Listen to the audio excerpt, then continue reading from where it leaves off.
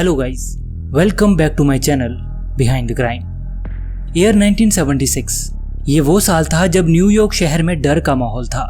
लोग अपने घरों से बाहर निकलने में भी डर रहे थे क्योंकि बाहर एक परपेट्रेटर बेकसूर लोगों को अपना शिकार बना रहा था। वो खुद को सन ऑफ सैम यानी कि शैतान का बेटा कहता था। वो लोगों पर सिर्फ अटैक ही नहीं कर रहा था बल्कि वो उनके अंदर अपना खौफ पैदा करने की कोशिश कर रहा था। वो कपल्स को अपना शिकार बनाता और खासकर यंग लड़कियां उसका मेन टारगेट थी।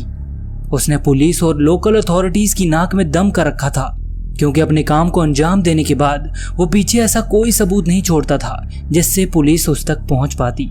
लोग उस वक्त हैरान रह गए जब उसने पुलिस और मीडिया को लेटर्स भेजना शुरू किया जिनमें वो कहता था कि वो ये सब अपनी मर्जी से नहीं कर रहा है बल्कि एक डॉग के अंदर बैठा शैतान उससे ये सब करवा रहा है। वो बार बार सिस्टम को चैलेंज कर रहा था कि अगर दम है तो मुझे पकड़ कर दिखाओ। जिसके बाद शुरू होता है अमेरिकन हिस्ट्री का one of the biggest manhunt, जिसमें अमेरिकन मीडिया भी पुलिस का साथ दे रही थी। काफी कोशिश और मेहनत करने के बाद फाइनली एक नाम पुलिस के सामने आता है और वो नाम था डेविड बर्कोविट्ज का। आखिर कौन था ये डेविड बर्कोविट्ज जो बिना किसी वजह बेगुनाह लोगों को एक एक करके मारे जा रहा था, और क्या थी इसके पीछे की असल कहानी? ये जानने के लिए आपको हमारे साथ इस वीडियो के लास्ट तक बने रहना होगा।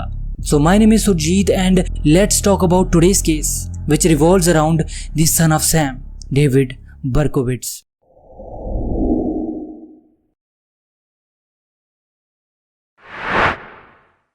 ईयर 1976 न्यूयॉर्क शहर के लिए ये साल बिल्कुल भी अच्छा नहीं था क्योंकि उस टाइम न्यूयॉर्क फाइनेंशियल क्राइसिस से गुजर रहा था। लोगों की नौकरियां जा रही थी और हर तरफ अफरा तफरी का माहौल था। शहर में खुलेआम क्रिमिनल्स घूम रहे थे और उन्हें रोक पाना पुलिस के बस से बाहर हो चुका था। But this was just a beginning.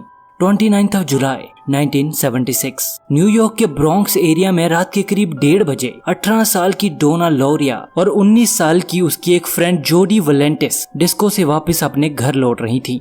जोडी डोना को ड्रॉप करने के लिए उसके घर के बाहर अपनी कार रोकती है। दोनों कुछ देर उसी कार में बैठकर आपस में बातें कर ही रही थी कि तभी डोना नोटिस करती है कि एक आदमी तेजी से उनकी ओर बढ़ रहा था। इससे पहले कि वो कुछ समझ पाती, वो आदमी गन निकालकर कार की विंडो पे शूट करने लगता है और कुछ राउंड फायर करने के बाद वो वहां से भाग जाता है।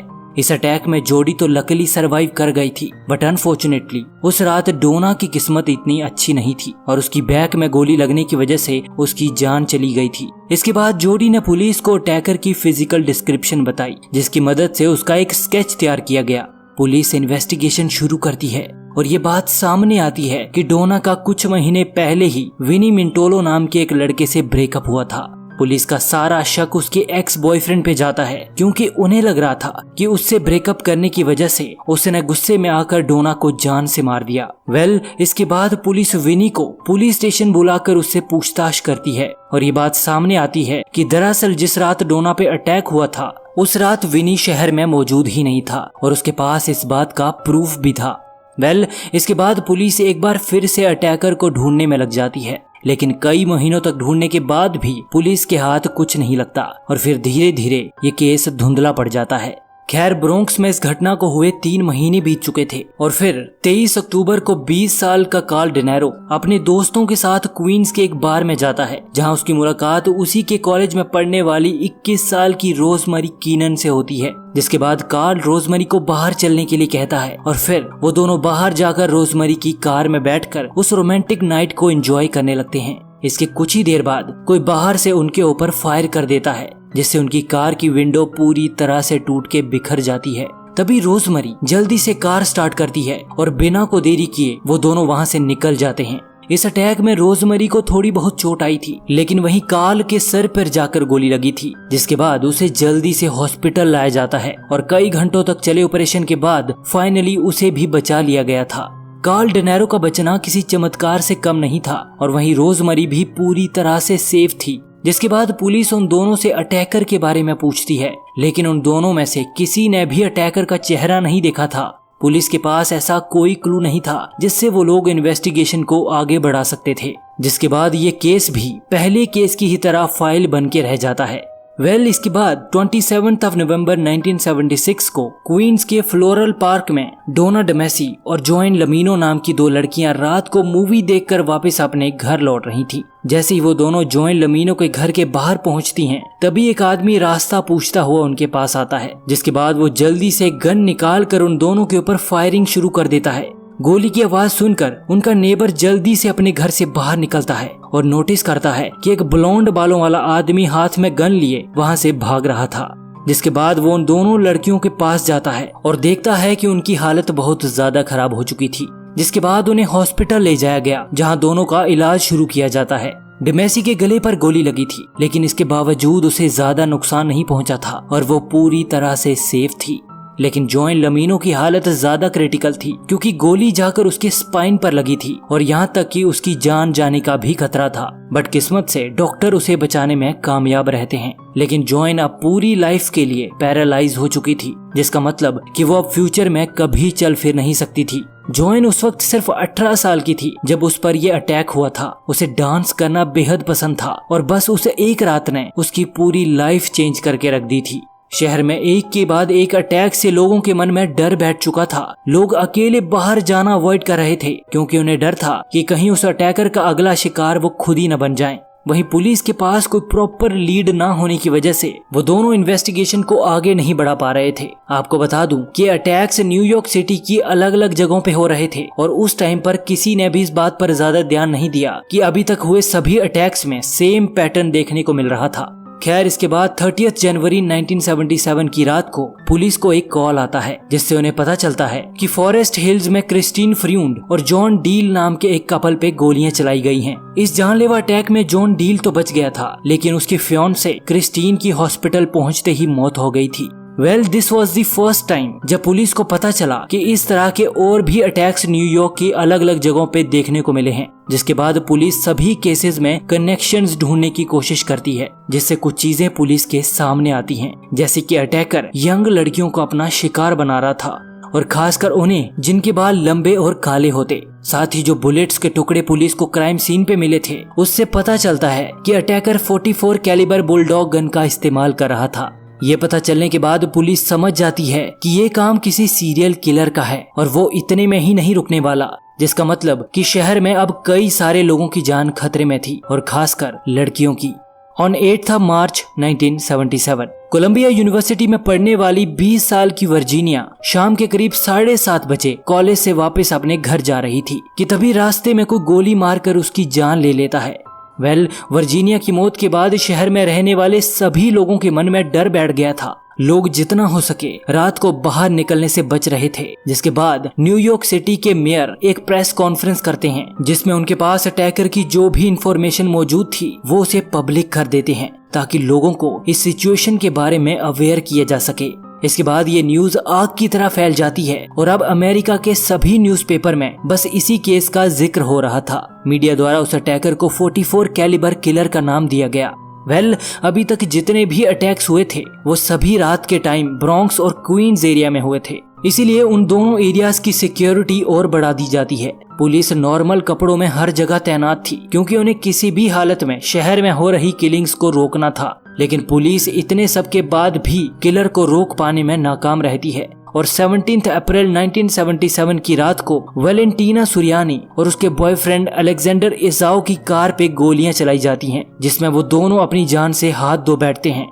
इन्वेस्टिगेशन से पता चलता है कि इस अटैक में भी 44 कैलिबर बुलेट्स का इस्तेमाल किया गया था, जिससे लोग समझ जाते हैं कि ये उसी 44 कैलिबर किलर का ही काम है। साथ ही पुलिस को इस बार उनकी कार के पास ही पड़ा हुआ एक लेटर भी मिलता है, जिसमें लिखा हुआ था, I am deeply hurt by your calling me a woman hater, but I am not. I am a monster, the son of Sam. Father Sam loves to drink blood.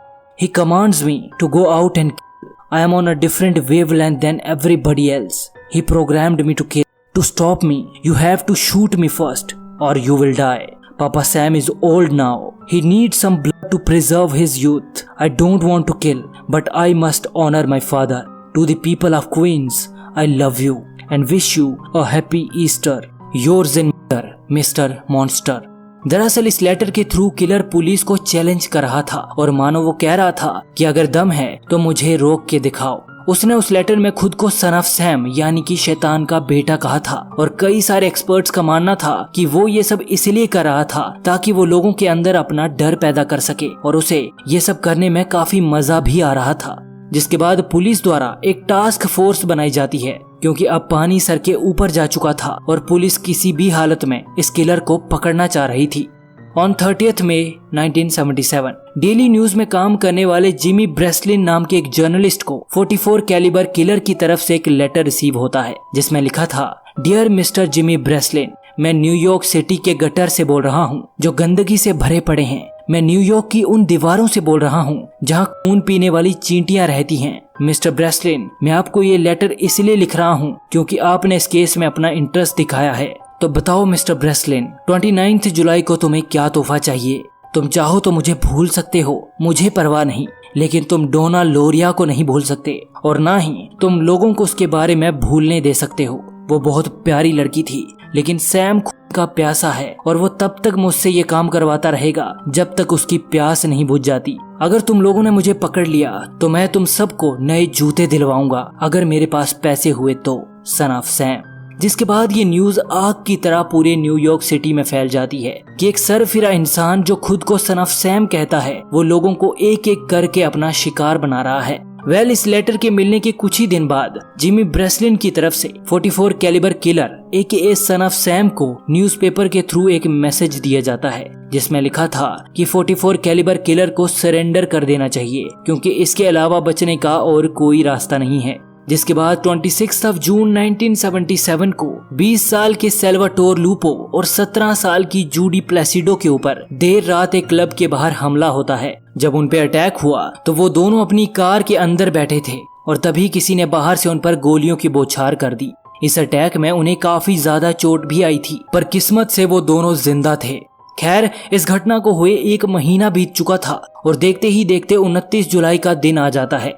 Killer ने specially इस date का mention Jimmy Breslin को भेजे गए letter में किया था। दरअसल ये वो दिन था जब उसने अपनी पहली विक्टिम डोना लोरिया की जान ली थी। पुलिस को लगा कि शायद आज वो किसी और की जान लेने वाला है, इसलिए क्वींस और ब्रॉन्क्स में हर जगह पुलिस को तैनात कर दिया गया। लोगों से पूछताछ की जा रही थी और पुलिस वहां से गुजरने वाली हर एक गाड़ी को अच्छे से चेक कर रही थी। लेकिन उस रात ऐसा कुछ भी नहीं हुआ जैसा पुलिस को लग रहा था। उस रात किसी पर कोई अटैक नहीं हुआ और सबको यही लग रहा था कि शायद इतनी टाइट सिक्योरिटी को देखकर किलर डर चुका है। लेकिन ये सच नहीं था क्योंकि किलर सही मौके की तलाश में था, क्योंकि इससे पहले जितने भी अटैक्स हुए थे वो सभी ब्रॉन्क्स या फिर क्वींस में हुए थे। लेकिन इस बार वो शिकार के लिए एक ऐसी जगह चुनता है जिसके बारे में कोई सोच भी नहीं रहा था। ऑन 31 जुलाई 1977 ब्रुकलिन में रहने वाले स्टेसी मोस्कोविच और रॉबर्ट वैलेंटी रात के करीब 1:30 बजे एक पार्क में टहल रहे होते हैं कि तभी वो नोटिस करते हैं कि जैकेट पहना एक आदमी वहां पार्क में घूम रहा था। खैर, वो दोनों आपस में बात कर ही रहे होते हैं कि तभी स्टेसी रॉबर्ट से कहती है कि उसे डर लग रहा है। जिसके बाद वो दोनों उस पार्क से निकलकर बाहर खड़ी रॉबर्ट की कार में बैठ जाते हैं। इससे पहले कि वो वहां से निकल पाते तभी उनकी कार पर कोई गोलियां चलाना शुरू कर देता है। उन दोनों की हालत काफी ज्यादा नाजुक थी और उन्हें जल्दी से हॉस्पिटल लाया जाता है। इस जानलेवा हमले में रॉबर्ट तो किसी तरह बच गया था, लेकिन स्टेसी को सर पे गोली लगने की वजह से उसकी मौत हो गई थी। इस अटैक की वजह से लोगों के मन में जो डर था वो अब गुस्से में बदल गया था। लोग प्रोटेस्ट कर रहे थे और उनका कहना था कि इन अटैक्स के पीछे जो भी है उसे जल्द से जल्द पकड़कर कड़ी सजा दी जाए। पुलिस इन्वेस्टिगेशन शुरू करती है और जिस जगह पे रॉबर्ट और स्टेसी पे अटैक किया गया था उसी एरिया में रहने वाली सेसिलिया डेविस नाम की एक औरत पुलिस को बताती है कि उस रात जब वो अपने डॉग के साथ बाहर वॉक कर रही थी तो उसने देखा कि एक पेट्रोलिंग ऑफिसर वहीं पास ही में खड़ी एक कार का पार्किंग टिकट काट रहा था। जैसे ही वो ऑफिसर वहां से निकला तो उस कार में से जैकेट पहना एक आदमी बाहर निकला था। जैसे ही वो सेसिलिया के पास से गुजरा तो उसने नोटिस किया कि उसके हाथ में एक रिवॉल्वर थी, जिससे डर के मारे सेसिलिया अपने घर के अंदर चली गई और इसके कुछ ही मिनट बाद किसी ने रॉबर्ट और स्टेसी पर अटैक कर दिया था। पुलिस समझ चुकी थी कि अगर सेसिलिया सच कह रही है तो इस बार किलर किसी भी हालत में उनसे बच नहीं सकता। जिसके बाद पुलिस उन सभी गाड़ियों की डिटेल निकलवाती है जिनकी पार्किंग टिकट्स उस रात काटी गई थी, जिसमें टोटल 5 कार ओनर्स के नाम सामने आते हैं और उसी लिस्ट में एक नाम योंकर्स में रहने वाले डेविड बर्कोविट्स का भी था। पुलिस उसे कॉल करती है लेकिन आगे से कोई रिस्पॉन्स नहीं आ रहा था, जिसके बाद योंकर्स पुलिस से कांटेक्ट किया जाता है और आगे से जिस कंट्रोल रूम ऑपरेटर ने न्यूयॉर्क पुलिस का कॉल उठाया था उसका नाम वीट कार था। उसका कहना था कि वो डेविड बर्कोविट्ज नाम के एक आदमी को जानती है और वो उसके पड़ोस में ही रहता है। साथ ही उसने ये भी बताया कि डेविड एक सरफिरा इंसान है, उसका अपने गुस्से पर कोई कंट्रोल नहीं है और उसी के चलते उसने हमारे डॉग पर भी अटैक किया था क्योंकि उसे उसके भौंकने से प्रॉब्लम थी। ये जानने के बाद न्यूयॉर्क पुलिस के 2 ऑफिसर्स डेविड बर्कोविट्ज के घर पर नजर रखना शुरू करते हैं। उसके अपार्टमेंट के बाहर उन्हें एक कार दिखती है जिसके अंदर उन्हें एक हैंडगन, एक डफल बैग और एक लेटर दिखता है जिसपे एक पुलिस स्टेशन का एड्रेस लिखा हुआ था। ये सब देखने के बाद पुलिस समझ जाती है कि वो लोग एकदम सही जगह पहुंचे हैं। जिसके बाद रात की करीब 10 बजे एक आदमी उस बिल्डिंग से बाहर निकलता है और उसी कार में जाकर बैठ जाता है। दोनों पुलिस ऑफिसर जल्दी से उस कार की ओर भागते हैं और उसके अंदर बैठे डेविड बर्कोविट्ज पे गन पॉइंट करके उसे अरेस्ट कर लिया जाता है। कहा जाता है कि जब पुलिस ऑफिसर उसे अरेस्ट कर रहे थे तो डेविड बर्कोविट्ज ने हंसते हुए कहा था कि फाइनली तुमने मुझे पकड़ ही लिया। इसके बाद जब डेविड को प्रेस के सामने लाया गया तो उसके चेहरे पर एक स्माइल थी। उसे अपने किए पर कोई पछतावा नहीं था और उसे देखकर ऐसा लग रहा था कि मानो वो इस दिन का बेसब्री से इंतजार कर रहा था।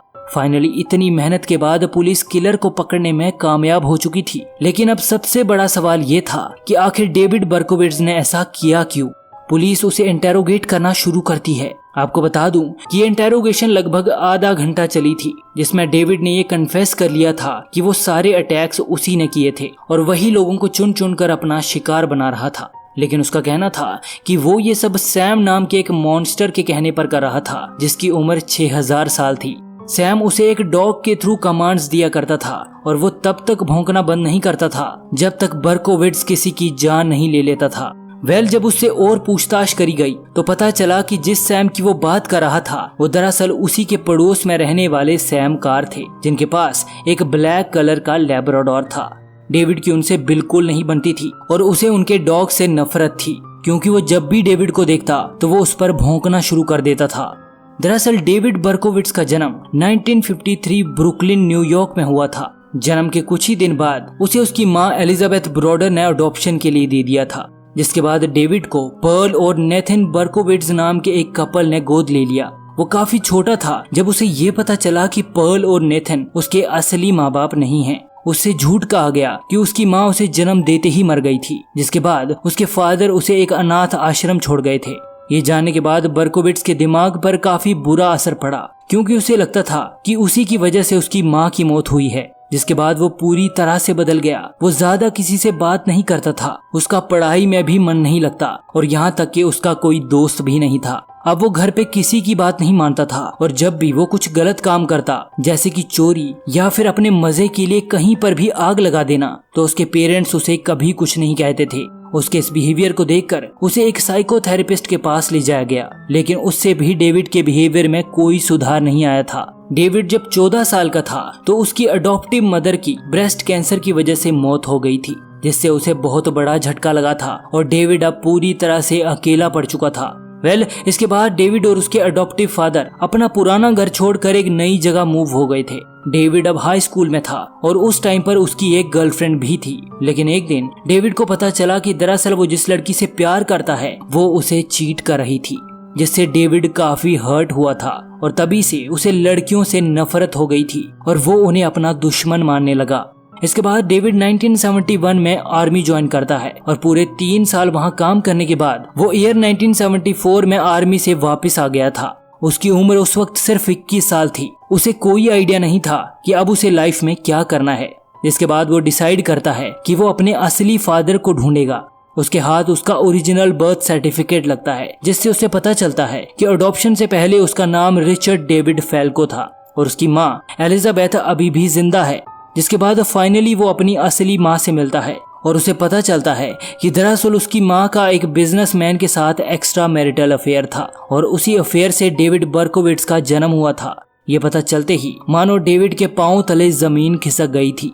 ये जानकर कि उसका पैदा होना एक गलती थी, इससे उसके अंदर और ज्यादा गुस्सा भर गया था। जिसके बाद उसने डिसाइड किया कि वो अपने माँ बाप की गलती का बदला उन लोगों से लेगा जो शादी से पहले ही एक दूसरे के साथ संबंध बनाते हैं, ताकि कोई दूसरा डेविड बर्कोविट्ज कभी पैदा ना हो।